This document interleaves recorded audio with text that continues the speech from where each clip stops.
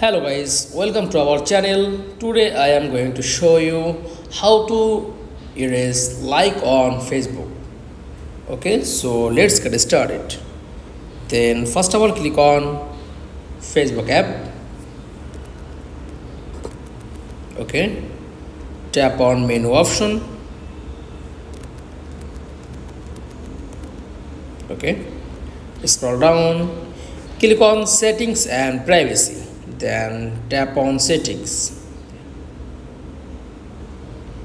scroll down,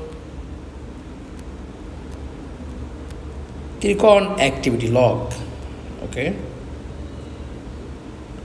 tap on activity history, just wait few seconds. Okay, tap on filters, then click on categories. Okay, then tap on your Facebook activities, then show all options. Okay, tap on this option, reaction, click on likes, show your all erased likes on Facebook.